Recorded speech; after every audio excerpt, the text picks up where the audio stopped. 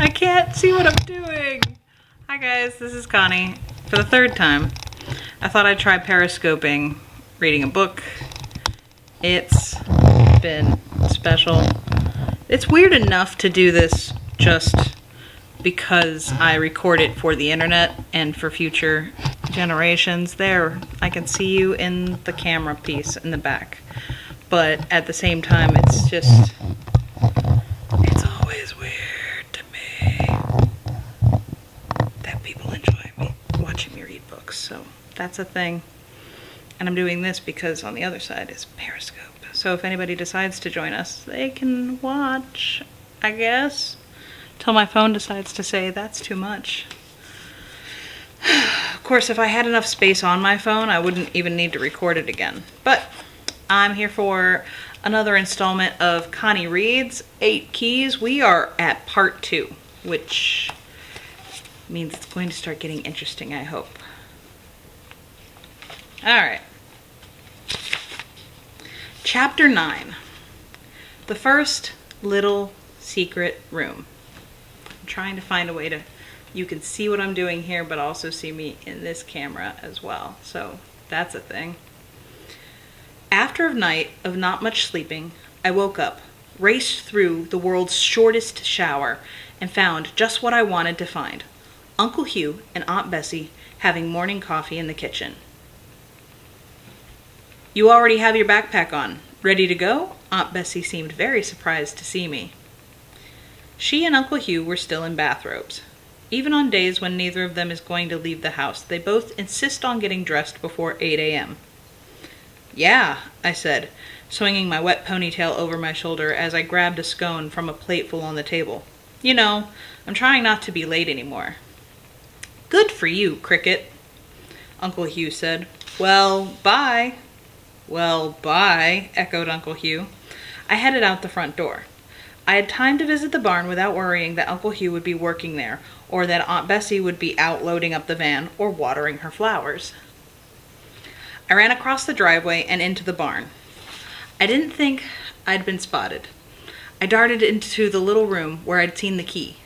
Still there. A shiver of excitement ran through me as I lifted the key. I wasn't going to use the key right away, I decided, slipping it into the pocket of my jeans. I was going to hold on to it just for the day. For now, the key had infinite possibilities. It would be nice to have a day of infinite possibilities. School was okay. There was the usual trouble with Amanda, but most of my homework was done, thanks to Uncle Hugh. Franklin had found some boys to hang out with, the one who shares his locker, and his 2 friends, which hurt less somehow than if he'd had lunch with Diana. He and I sat together silently on the bus home. I kind of wanted to tell him about the key, and I even, just a little, wanted him to come with me on a treasure hunt to discover what it unlocked. But something kept me silent. He hadn't been interested in the key when I found it, just in making that castle. Why would he be interested now? Why would he be interested now? At our stop, we headed in separate directions. Uncle Hugh was out at a customer's house, and Aunt Bessie was inside baking for an event. Perfect. Perfect. I snuck into the barn, left my backpack on the ground floor, fished the key out of my pocket, and held it in my hands. I slowly walked up the steps. My shoes left prints in the dust.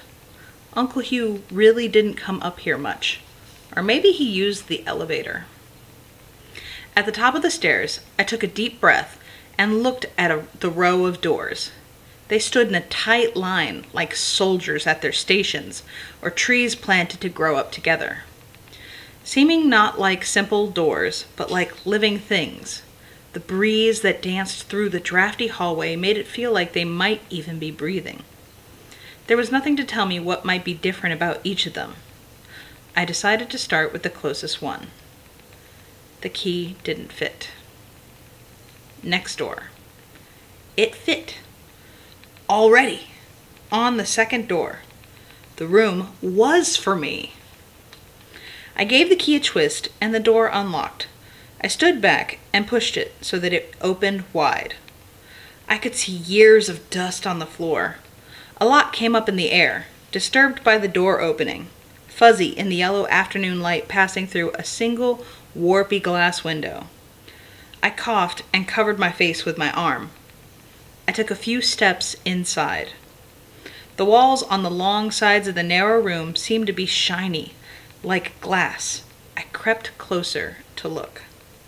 The walls were covered in framed pictures, many of the same woman. Some pictures were of a baby, or a girl, or a teenager.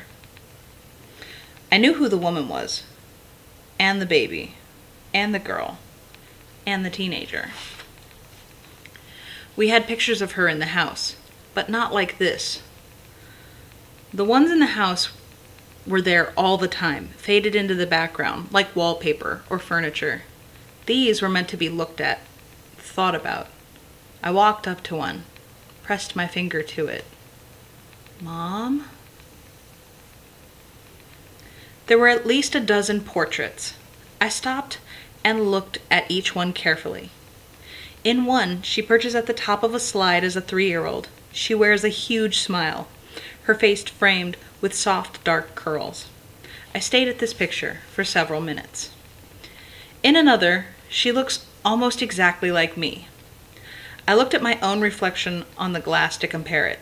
Maybe she's 12 too, in the picture. Then I found one with me in it. You couldn't see me exactly, but I'm there. She's pregnant. The picture is from the side. She isn't looking at the camera, but down at the bulge of stomach resting on her linked arms. She's looking at me, a me she can't even see, with the same expression that Annie uses to look at Ava. She'd never even met me. How could she look at me that way?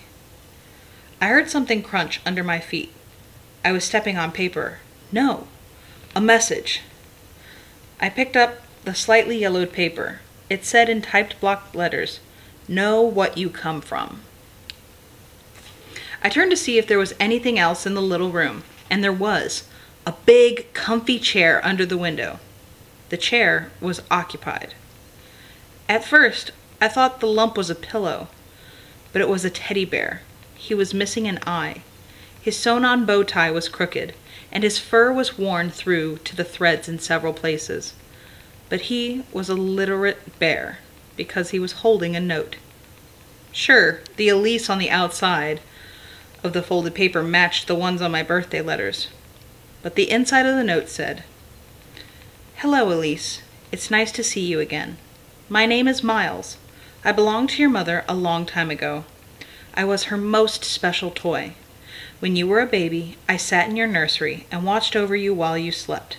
You never quite took me like she did. You preferred Bunny Rabbit. But I knew you both. Please take care of me. Love, Miles." I remembered Bunny Rabbit, my favorite stuffed toy, who had been on several trips through the washing machine and had almost fallen apart. She sat on the top shelf of my closet now, safe. I picked up Miles, buried my nose in his fur, and breathed in deeply. Miles didn't smell like a person, just an old stuffed bear.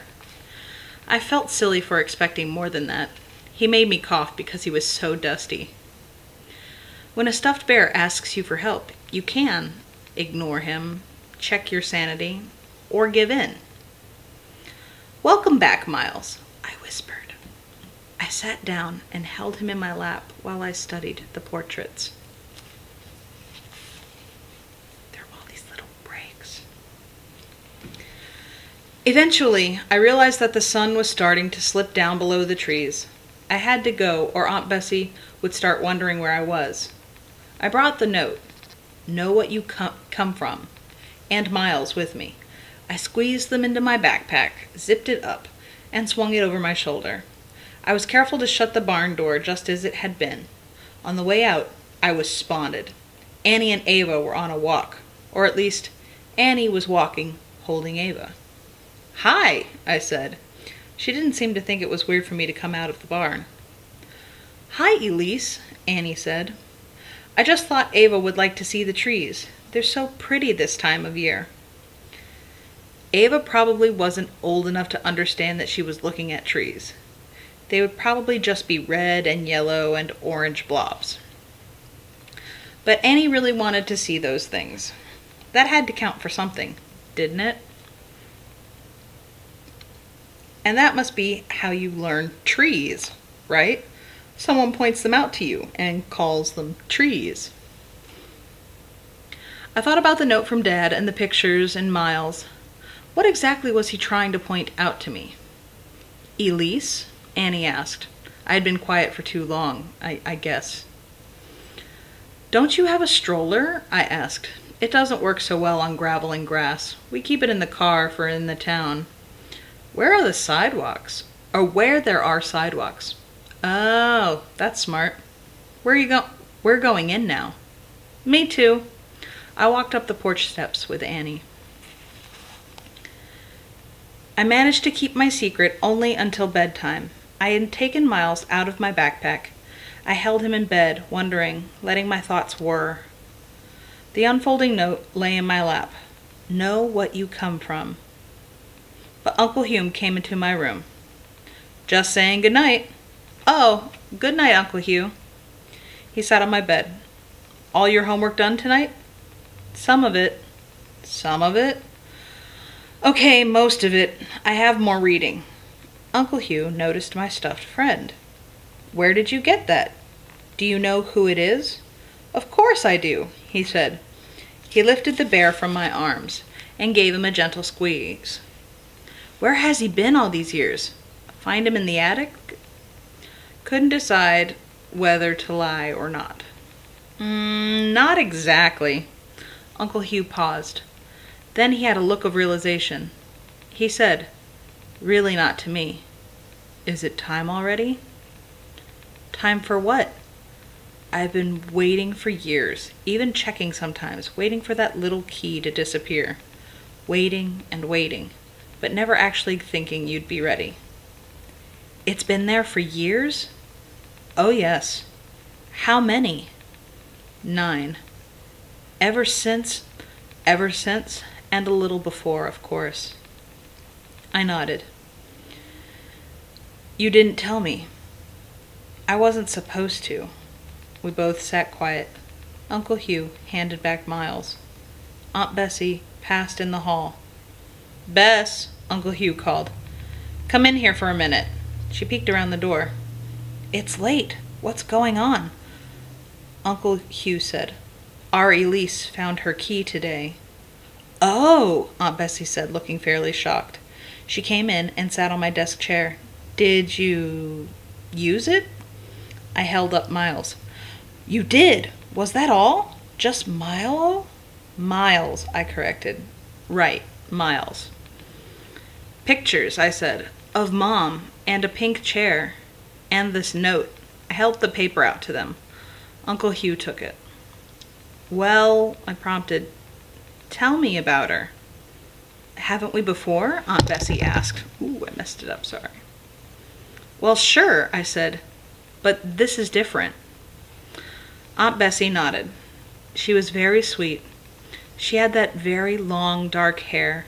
She would never cut, and big, light brown eyes that sparkled. She was always smiling and laughing, unless someone was making fun of someone else. She never liked that. I remember when I met her. She talked to me like we had been friends for years, handed me a triple scoop ice cream cone, sat me down on the porch, and asked me what I really thought of those Bertrand boys. What did you say? Uncle Hugh interrupted with a sly smile. You'll never know. Aunt Bessie wore an equally sly smile. Were you kids? I asked. No, grown-ups. She was already with your father, and I was with Hugh. She was a good friend. We grew to be very close. What's with the chair? I asked. You said it was pink, right? I'd guess it was your mother's favorite reading chair. She used to like to sit and read in it for hours, even more so when it was nearly time for you to get here. She kept it by the window in her bedroom, where the afternoon light was good for reading. She couldn't go out much then. The doctor thought it would be better for her to stay in bed as much as possible. High-risk pregnancy, he said. What about the other rooms? I asked. There was only one key, but there are still 7 rooms. I guess you can't worry about the other rooms. Maybe you'll get to open them later, Uncle Hugh said. But there aren't any more keys for me? That doesn't mean the keys don't exist. They're still out there, somewhere. Are you sure you want them right away? Aunt Bessie asked. Wasn't that enough for now? For today, I said. But now that I know those are for me, I just want to know what's in them. Just keep your eyes open. Isn't that how you found this one? I nodded. How did you put 2 and 2 together? Uncle Hugh asked. I pointed to the birthday letter on my nightstand. You doing okay? Yeah, I'm just tired now. Aunt Bessie got up and put her hand on Uncle Hugh's shoulder. Good night, Cricket, he said. Sleep well. Your dad loved games, puzzles, and clues. He asked us to keep this secret. That's okay, I said. I needed a surprise. At school the next day, I thought about Mom, who was kind and a good friend and a reader and somehow brave. If Dad wanted me to know what I came from, did that mean I should have those things inside me somewhere? Was that true? I didn't seem to be anything like my mother. I was exactly the opposite. It was lab day in science. Mr. Fleming gave out instructions, but set us loose to find partners. Normally I was partners with Franklin, and probably still would have been this time too. But before I could blink, I heard someone say, Sorry, Elise already asked me. I turned to see Caroline talking to Amanda, who scowled and went to find someone else. Kate and Lindsay already seemed to be together. Ha ha, Amanda the odd girl out, Caroline whispered. Can we be lab partners? Sure. Franklin had heard the whole thing. He found a boy to be his partner. I went with Caroline to collect our materials. The lab was about simple machines and work. We took a series of planks, wooden carts, springs, and pulleys out into the hallway to see what was best for moving the load. Our science textbook. Different distances. What was that about? I asked. Amanda is my friend, but she thinks I'll do all the work. And you're still friends with her? Hanging out and doing work together are different. Like last night, I went to her house and it was really fun. She painted by nails. See? Pearlescent pink. Then, when she said, let's do the language arts homework, I said I had to go home. Here, let's start with the horizontal distances. What do you think will be the best way? Use the flat cart. We can make a ramp with the planks so the cart can run down and then speed along the distance. Caroline set up the ramp. We ran the cart a couple of times and used a stopwatch to time it. When I recorded the information, I noticed that my nails were broken off at different lengths. Amanda would probably had told me how gross they were. Do you think she's mean? Amanda? Yeah. Caroline shrugged. She's never been mean to me. She's mean to other people. Really mean. Caroline picked up a cart, spun its wheels, and thought, she was never like that before. It's like she wants to seem tougher now. I don't really know what's going on with her. I'll ask. Maybe she'll cut it out. I didn't mention that Amanda's seeming tough included lunch smashing because I didn't want Caroline to pick Amanda over me if she knew this was a fight. Instead, I spun the wheels on one of the other carts and asked, what are you friends with her for anyway? We've always been friends, ever since kindergarten. That sounded like me and Franklin. Sometimes you are friends with someone just because you're used to it, and maybe if you forget why it happened in the first place. I looked down the hallway to where Franklin was working. He seemed to be having fun. It really was his kind of project. Was he giving all the instructions? Did the other kid mind? What were we fighting about again? Trying to figure out why things change is probably even harder than trying to figure out how they started. When I got home, Annie and Ava were on the couch in the living room, nursing. I tried to hurry past, but Annie saw me. Sit for a minute, Elise. I sat across from them, tapping my feet. Ava would like to get to know you, Annie said, when she's not busy. It felt like she wanted me to laugh, so I did, a little. But I was thinking about the picture of Mom with the pregnant stomach, with me in it. Annie? How much do you love Ava? More than the moon and the stars and the sun combined. More than the whole world. When did you know? When I first saw her. Annie changed Ava's position and looked back up at me. And you will love her always, no matter what? Yes. Do you love her enough that even if it meant you couldn't live another day, you wouldn't want her to live instead? Or you would want her to live instead? Yes. Even if she grew up to be a serial killer? This child. Are you saying I'm going to raise a serial killer? Annie laughed. No, I'm just... I looked down at my lap. Come here, Elise, Annie said. Come sit with us. I moved to the couch. She shifted Ava to her shoulder. Never ever doubt how much a mother loves her child, even before she is born. And with that, Ava spit up.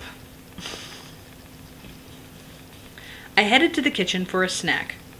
Aunt Bessie said, Elise, I made cookies this morning. Maybe you could still smell them, and that's why you came by. I smiled. I just feel like hanging out. Well, good. Help yourself. I'm going to get dinner started. Pot roast needs to cook for a long time. Get your homework out and keep me company. The cookies were still a little soft. Chocolate with melty butterscotch chips. I poured myself a glass of milk and dunked the cookies as I ate. Aunt Bessie had gone back to chopping veggies at the counter, but she asked, You want to talk about something? No. I mean, yes, I think I want to visit Mom. We can do that, Aunt Bessie said. It's probably been too long, hasn't it? I nodded. Do you want to plant some flowers like we used to? I wanted to go alone, I said. We'd have to go in the car to plant flowers. Not necessarily, she said. There's just enough room on Hugh's bike for what you'd need. I abandoned my cookies and went out to the yard. Aunt Bessie dug up some mums, repotted them, and put them in the bicycle basket. She added a watering can. There'll be somewhere to fill it, and a trowel. Ready?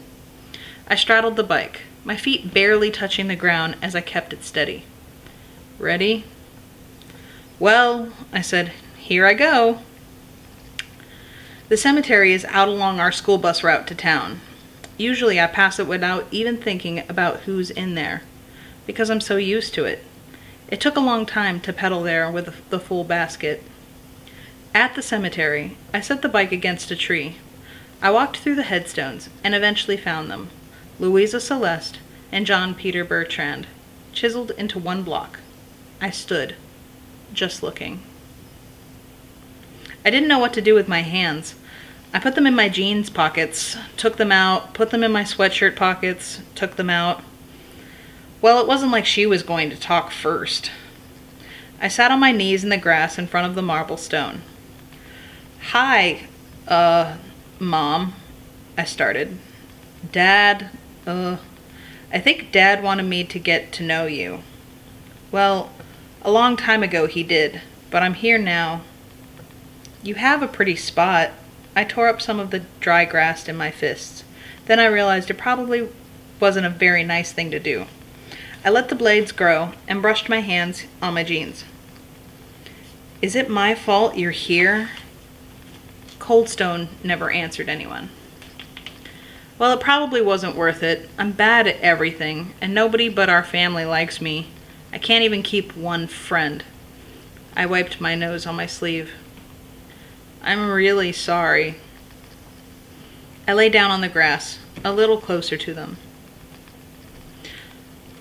I brought you something, I said when I eventually remembered. I'll go get it. I walked back to the bike and wheeled it over. I did my best digging 2 holes, one in front of each name. There was a little house nearby for the gardener's supplies, and I filled up the watering can at the spigot. After I had the flowers in place and watered, the plot looked a lot more cheerful. Back home, Aunt Bessie met me on the porch and folded me into her arms.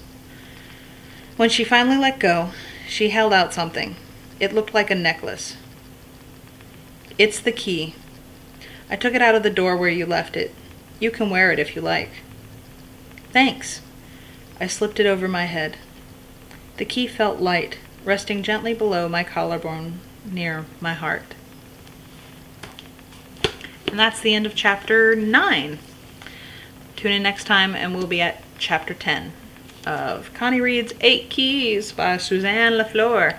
I attempted to try periscoping this, and there were 2 people right at the very beginning going, ooh, what's going on? And I was still setting up, so eventually they left. So sadly, this has been me periscoping to no one and recording for you. So be careful with that and enjoy, please and thank you, and I'll see you next time.